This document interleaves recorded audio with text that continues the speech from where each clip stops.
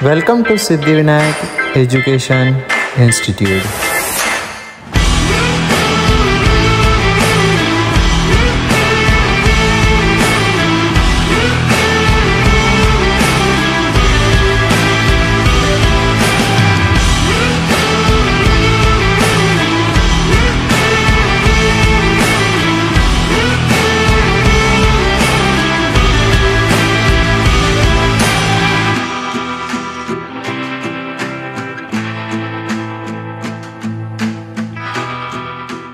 Vectors को एकदम आराम से हम रिप्रेजेंट कर सकते हैं।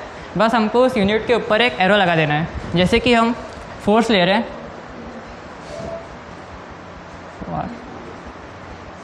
जैसे कि हम फोर्स ले रहे हैं तो बस उसका फर्स्ट अल्फ़ाबेट लेना है और उसके ऊपर एक एरो लगा देना है। ठीक है, हमने मास लिए, नहीं सॉरी, और एक एरो लगा दिया। हम एरो के साइज से पता कर सकते हैं कि उसका मैग्नीट्यूड कितना है।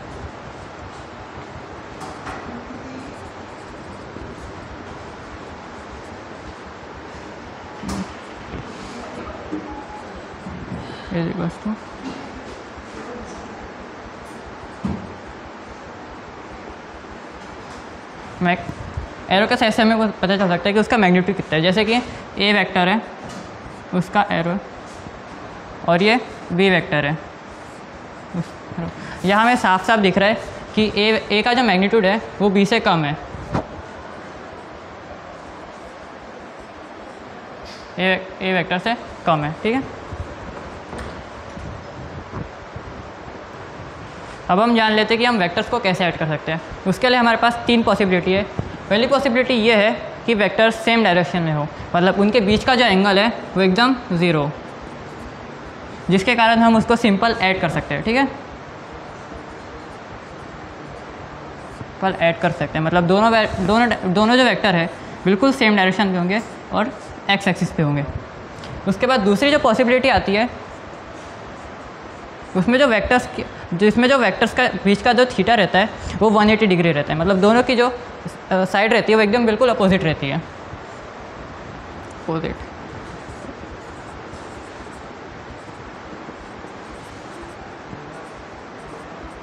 यानी थीटा 180। जैसे कि ये ए वेक्टर है, इसकी डायरेक्शन इस साइड है, और ये जो बी है इसकी डायरेक्शन इस साइड है। इन दोनों का सिंपल सब्ट्रैक्शन हो जाएगा।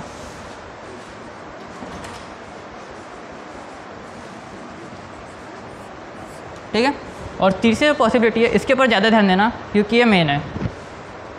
तीसरी जो पॉसिबिलिटी है उसमें एंगल के बीच का थीटा बन रहा है वो रैंडम एंगल रहता है, मतलब उसमें ये दोनों बिल्कुल काम नहीं करेंगे। उसके लिए एक फॉर्मूला होता है,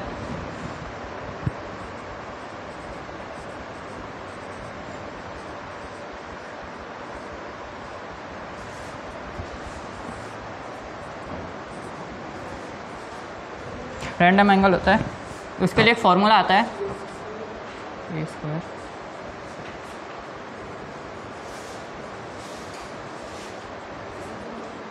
वो भी कॉस थीटा। ठीक है, ये इतना जो फॉर्मूला है ये तो आपने 10th में पढ़ा ही होगा, ए स्क्वायर प्लस बी स्क्वायर का फॉर्मूला।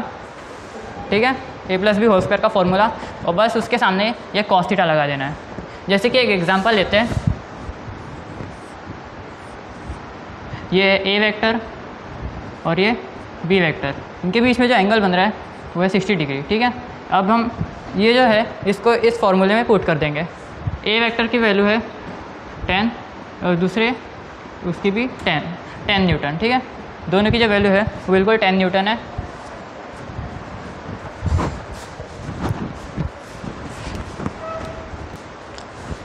अब हम उस फॉर्मूले में इसको पुट कर देते हैं। फॉर्मूला क्या था, अंडर रूट ए स्क्वायर प्लस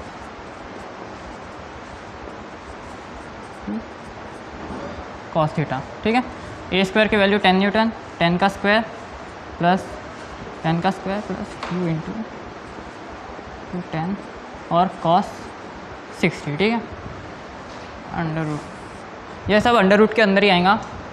अब इसको सॉल्व कर लेते पहले। प्लस कॉस 60 की वैल्यू 1/2, ये 2 कट और ये 10 100। ये आएगा √300 यानी 17.3, ठीक है। अब हम देख लेते हैं कि ये कैसा आया। ये जो फॉर्मूला है इसमें हमने सारी वैल्यूज़ पुट की और ये एंगल डाल दिया, ठीक है। इससे हमारा जो आंसर आया वो 17√3। अब इसमें जो मिनिमम वैल्यू है वो 0 है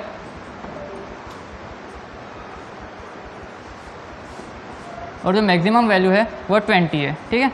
और इनके बीच का जो ये रिजल्टेंट आ रहा है ये आ रहा है 17.3।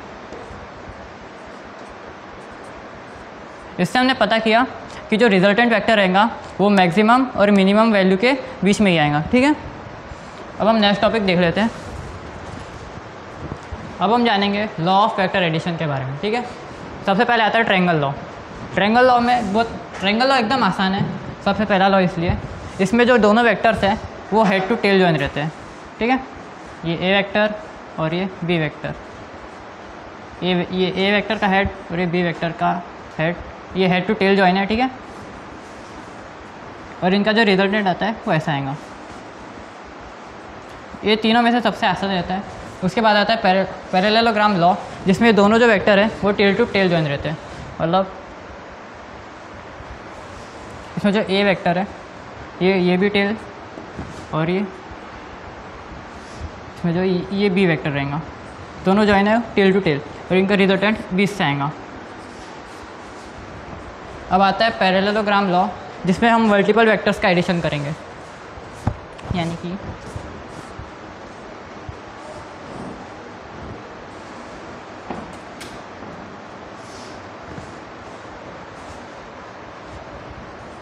ये ए वेक्टर, ये बी वेक्टर, ये सी वेक्टर और ये डी वेक्टर।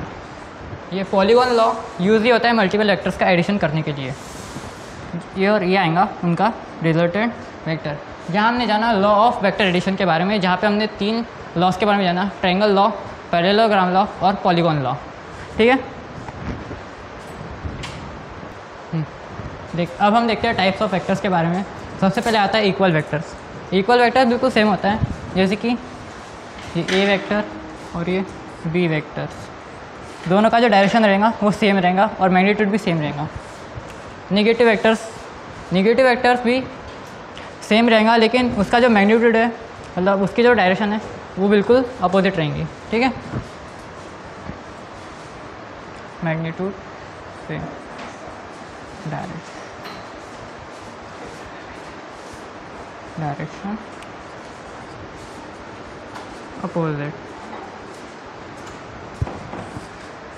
अपोजिट, ये ए वेक्टर उसकी डायरेक्शन अपोजिट और ये बी वेक्टर उसकी डायरेक्शन अपोजिट।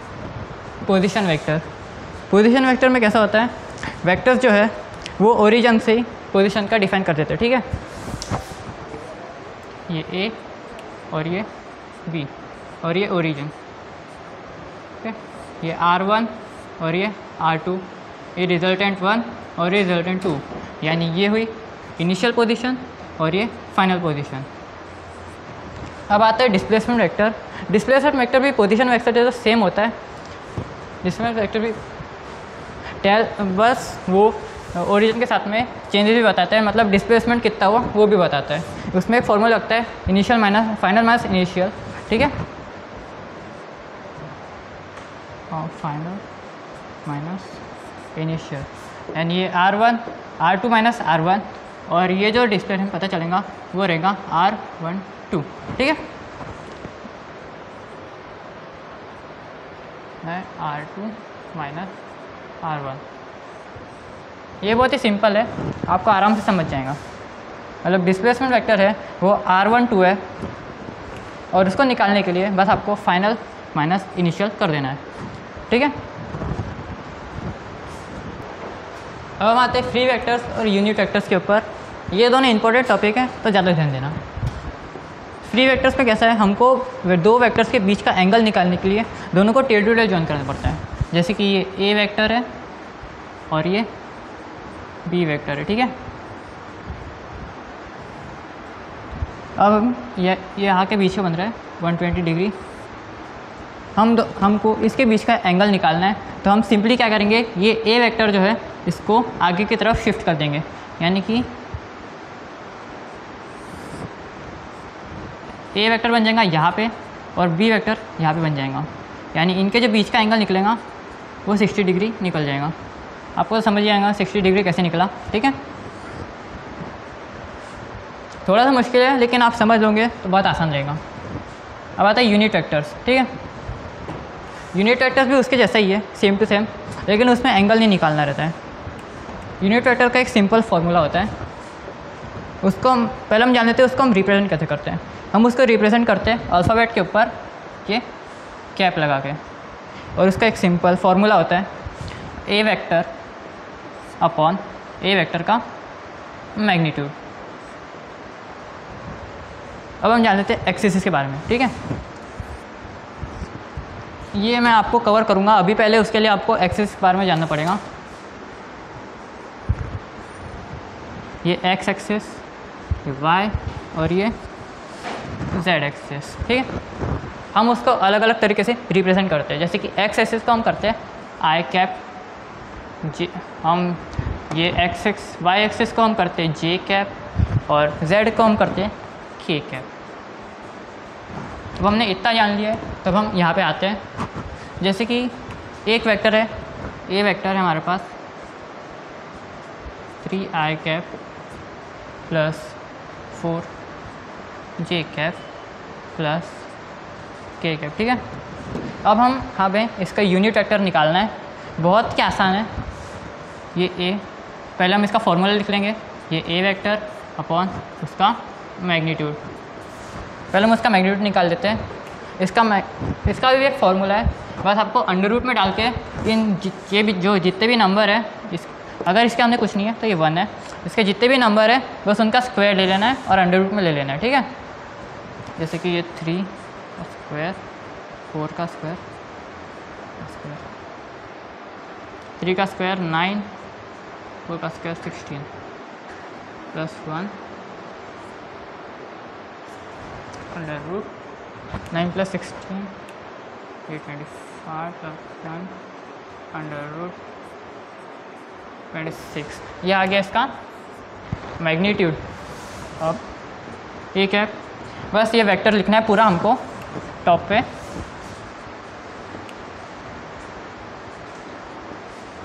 कैप प्लस के कैप और उसके नीचे उसका मैग्नीट्यूड लिख देना है अंडर रूट 26। ये आ गया आपका यूनिट वेक्टर ए का, ठीक है। तो भाई वेक्टर ए। अब हम देखेंगे resolution of vector. Resolution of vector बिल्कुल आसान टॉपिक है, एकदम आसानी से समझा दूंगा आपको। बस इसमें समझना है कि अगर एक दो वेक्टर एक ही एंगल पे इंक्लाइन करते हैं तो हम उसको दो पार्ट में रिजॉल्व करते हैं, मतलब डिवाइड कर देते हैं, और ये उसका रिजल्टेंट वेक्टर, ठीक है। इसके लिए जैसे एक्स एक्सिस के लिए अलग फार्मूला लगता है और वाई एक्सिस के अलग फार्मूला लगता है। एक्स एक्सिस के लिए आपको बस लगाना है कॉस थीटा, और वाई एक्सिस के इसके लिए लगाना है आपको साइन थीटा। आपको एक पर्टिकुलर एंगल यहाँ पे दिया रहेगा, ठीक है। बस आपको इस एंगल को रिजॉल्व कर देना है, ताकि आपको मिलेगा यहाँ से कॉस थीटा और यहाँ से साइन थीटा, ठीक। बहुत ही आसान है, दोनों की यूनिट 1 रहेंगी। अब उससे अगला टॉपिक देखने से पहले मैं आपको एक नोट बता देता हूँ, नोट आप कर लेना। जैसे कि ये पहला नोट, अगर दो वेक्टर का अगर आप मल्टीप्लाई कर रहे हो और उनका जो प्रोडक्ट है वो स्केलर आ रहा है, तो उसको स्केलर प्रोडक्ट बोलते हैं, ठीक है। ये पहला नोट। और दूसरा नोट जो है,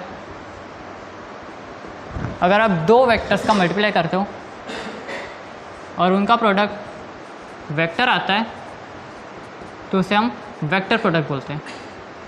ये बहुत ही इंपॉर्टेंट है अगले टॉपिक के लिए, तो इसको ध्यान से नोट कर लेना, ठीक है।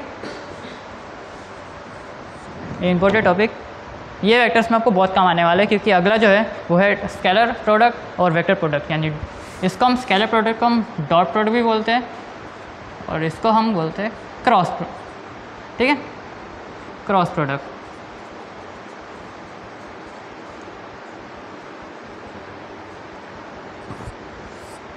तो पहले हम जान लेते हैं डॉट प्रोडक्ट के बारे में।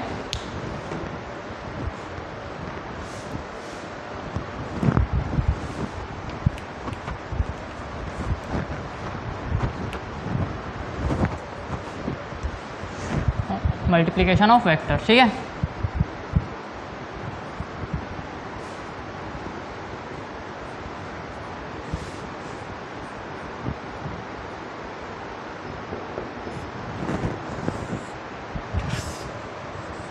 तो मैंने जैसा बोला था पहले हम जानेंगे डॉट प्रोडक्ट के बारे में। डॉट प्रोडक्ट यानी स्केलर।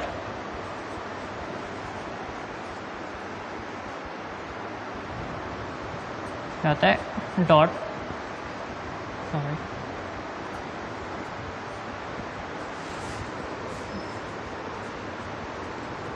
डॉट प्रोडक्ट, ठीक है। पॉज कर। तो स्केलर प्रोडक्ट हम स्टार्ट करते हैं, जिसको हम बोलते हैं डॉट प्रोडक्ट भी। इसके लिए एक सिंपल फॉर्मूला होता है जो आपको बिल्कुल याद रखना है कि ए बी कॉस थीटा। ये वेक्टर एडिशन के फॉर्मूले जैसे ही है जिसमें थीटा, लेकिन इसमें क्या होता है A2AB ये फार्मूला बीच में नहीं लगता, ठीक है। ये बीच में बिल्कुल नहीं आएगा। आपको बस ये सिंपल फार्मूला लगा देना है जिससे आपका डॉट प्रोडक्ट बिल्कुल आ जाएगा। वेक्टर प्रोडक्ट भी उसी की तरह होता है, बस इसमें कॉस थीटा की जगह आपको जाएगा साइन थीटा, यानी फार्मूला जो बनेगा वो बनेगा AB साइन थीटा। स्केलर के बारे में एक बार जान लेते हैं कि अगर इसमें दो एक्सिस का अगर मल्टीप्लाई हो रहा है तो उसका मतलब दोनों एक्सिस अलग अलग है, जैसे कि आई कैप और जे कैप, उनका रिजल्टेंट जो आएगा वो 0 आएगा, क्योंकि कॉस थीटा जो आएगा वो 90 आ जाएगा। और अगर दोनों सेम एक्सिस है, मतलब आई कैप और आई कैप है, तो उनका रिजल्टेंट, उनका प्रोडक्ट 1 आएगा। चाहे वो कोई भी एक्सिस हो, अगर सेम है तो उनका प्रोडक्ट 1 आएगा, डिफरेंट है तो उनका प्रोडक्ट 0 आएगा, क्योंकि इनके बीच का जो एंगल बनेगा वो 90 बनेगा, क्योंकि वो दोनों परपेंडिकुलर रहेंगे, ठीक है। अब हम वेक्टर प्रोडक्ट के बारे में जान लेते हैं। ये जो मैंने आपको फार्मूला लिखा है AB साइन थीटा, इसके अलावा भी एक फार्मूला होता है जो आपने 10th में बहुत यूज़ किया होगा, क्रैमर्स रूल, ठीक है।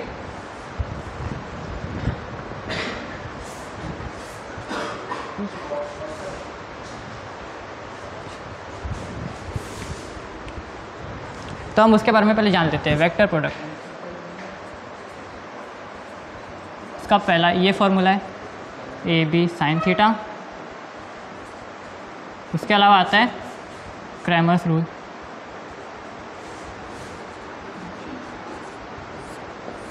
इसको हम एग्जाम्पल के साथ समझ लेते हैं पहले। जैसे कि A वेक्टर है 3i cap plus 2j cap plus k cap, और B वेक्टर है 4i cap plus 2j cap plus 3k cap. ये बिल्कुल सिंपल है, आपको आसानी से समझ जाएगा, ठीक है। क्रैमर्स रूल बिल्कुल सेम, बस क्या करना है, ऊपर में i कैप, j कैप और k कैप, और नीचे में उनकी वैल्यूज़ लिख देनी है। जैसे कि पहले वेक्टर A वेक्टर की वैल्यूज़ 3, 2 और ये 1 और ये 4, 2 और ये 3, ठीक है। अब हम कुछ नहीं करेंगे, अगर हमको आई कैप की वैल्यू निकालनी है तो हम इतना पार्ट डिलीट कर देंगे और इनका क्रॉस मल्टीप्लाई कर देंगे। फिर जे कैप की निकालनी है तो इसकी डिलीट कर दो और इनका मल्टीप्लाई कर दो, और के कैप की निकालनी है तो इसको हटा दो और इन दोनों का मल्टीप्लाई कर दो, ठीक है। मैं आपको समझा देता हूँ बिल्कुल आराम से। एक इसके लिए भी बीच में लगता है, ये आपका रिजल्टेंट वेक्टर, सबसे पहले आई कैप का, ठीक है, आई कैप का मल्टीप्लाई कर लेते हैं 6 प्लस ये 2 आई कैप, उसके बाद माइनस, उसके बाद प्लस यहाँ पे आएगा इनका मल्टीप्लाई 3 3 9 और 1 जे कैप, हमने जे कैप के लिए निकाल दिया। और तीसरे प्लस माइनस लगेगा, ये साइन का आप ध्यान रखना, ठीक है, ये बहुत इंपॉर्टेंट है। उसके बाद यहाँ के कैप, हमने के कैप के लिए निकालते तो इन दोनों का मल्टीप्लिकेशन कर लेते हैं, ठीक है। 3 2 6 और ये आ गया हमारा के कैप। अब कुछ नहीं, बस सिंपल इनका एडिशन कर लेना है और आपके तीनों निकल जाएंगे। ये 8 आई कैप प्लस 9 10 जे कैप माइनस ये 8 6 आ जाएगा आपका 14 के कैप। ये आ गया इनका वेक्टर प्रोडक्ट यानी क्रॉस प्रोडक्ट। ये हमने स्केलर प्रोडक्ट देखा और हमने वेक्टर प्रोडक्ट देखा। इसी के साथ हमारा वेक्टर एकदम फिनिश हो गया। मुझे लगता है कि आपको वेक्टर्स पूरा समझ गया होगा। प्लीज़ अगर अच्छी लगी तो वीडियो को लाइक करना और कमेंट करना। उसके बाद मैं आज ख़त्म करता हूँ ये। Thank you.